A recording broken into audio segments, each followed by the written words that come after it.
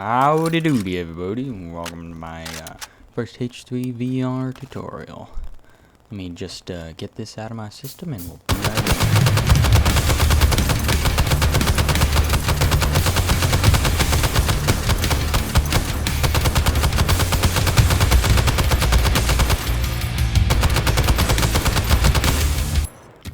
Cool. So now, as you know, frustratingly, the floor in H3 is a bit lower than the floor in what thing. So what can you do about it? Ignore the Christmas music for one, and you're going to go over to devices. You're going to click on your headset, and you can set the floor position to 2 to 3 inches below your height. Or you can just use the click the joystick on Oculus to like that little beam, and you can pick it up per usual. Now you can stick those bad boys in your Quickbelt, and you can click that stick again to spawn lock it. So the gun will turn green, the mag will turn blue, and the gun, it'll just snap right back to wherever you want it. And with magazines and other things like that, it's going to duplicate them. And then you can use that to your heart's content. Now, let's move on to grenades. Okay, so with grenades, you can do everything you could before. I mean, you pick them up, spawn lock and whatnot. But you can also pull that pin and let's spawn like that real quick, and give them a toss, and then they'll go down there and they'll explode. But the better way to do that, if you want, is you can prime the grenades. So get rid of that spoon beforehand and then toss it for a shorter fuse for your enemies to toss back to you. The way to do that is you can take that joystick and you're going to click it to the left, on Oculus anyway. That joystick right there, click it to the left. So pretend this magazine is a joystick, move to the left and click it in. And that will release the spoon. So here we go. One more time. And pop and toss. And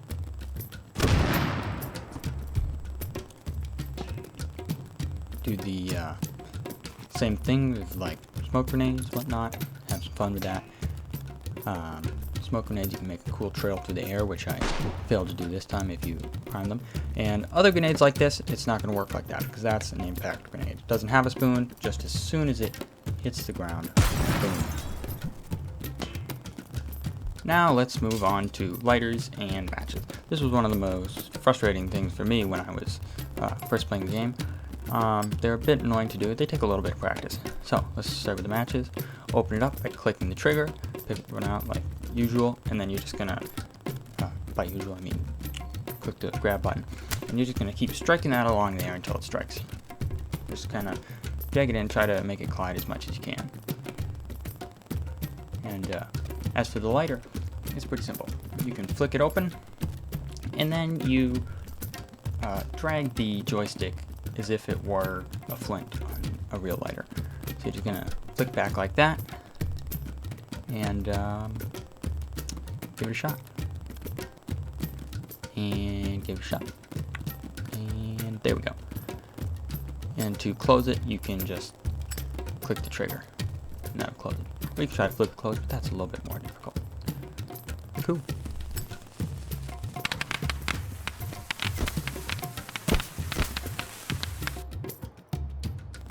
Now let's talk about CS gas, which in this game unfortunately is very disappointing. Because let's see, make a little crowd, you want to do some riot control, grab your tear gas, got your projectile for the launcher, or you got your little grenade there, and you launch it into the crowd. You think, oh hooray, they'll disperse, they'll take a little bit of damage, maybe they're blinded. No. Kind of hard to see there, but it doesn't really affect them at all. They were just scared because of that little bang from the grenade.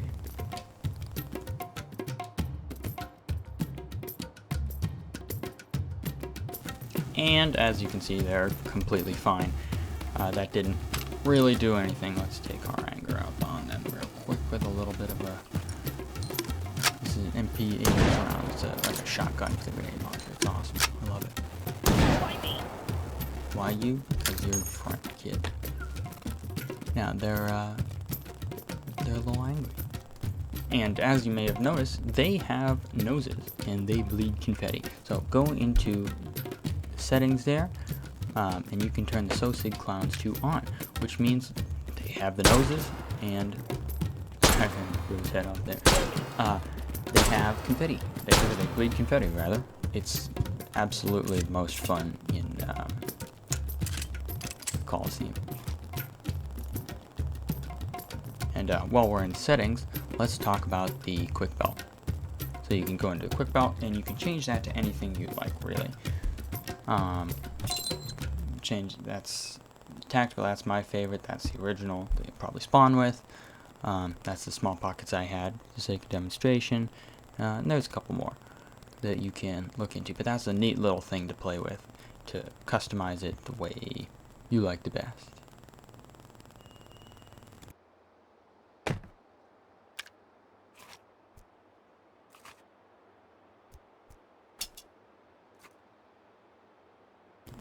Oh, and on one other note, the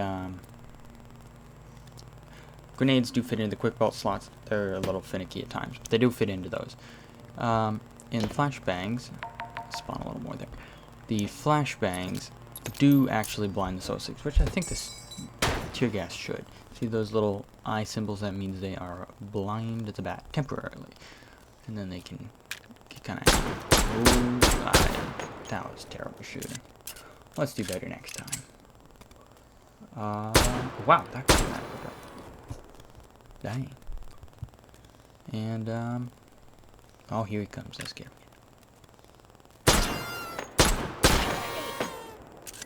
Yeah. Ah, he's an English. He wrecked my table.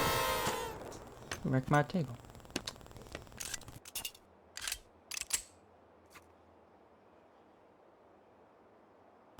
Now let's talk about M4 style rifles.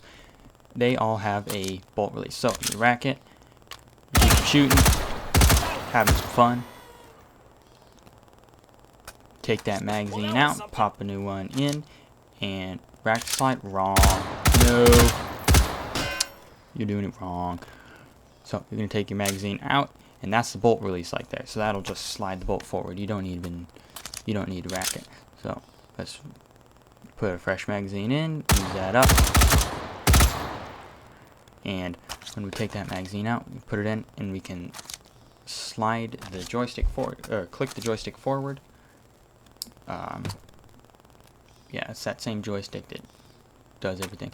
Just click that forward, and that'll slide the bolt forward, and you can keep shooting to your heart's content.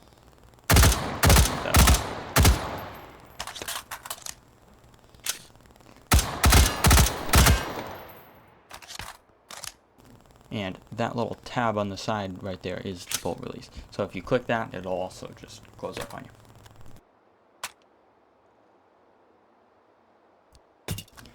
Now let's move on to backpacks, which were very frustrating for me until I kind of figured out how to do it. So you can stick lots of stuff in there. That's real fun. Getting the table there. Stick lots of stuff in there. That's real fun. A little bit of jiggly. That's real fun too. And then you pick it up and you try to stick it on your back, and it's annoying. So the best way I found is to grab that corner. You look down and you can see the backpack slot. So when that turns white, you know the backpack's in there. And you can spawn lock the backpack as well. Take that out. But be noted, you can't grab anything regularly while the backpack's spawn locked. You can just use your grabber ray, and you can't put anything back in there.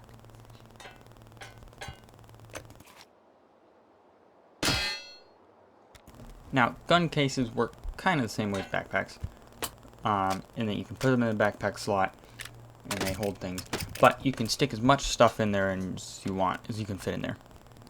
And then close it up, click the latches, and it will fit right into your backpack slot. And there we are. Now, let's hop into a different scene so I can show you the final and most important tip.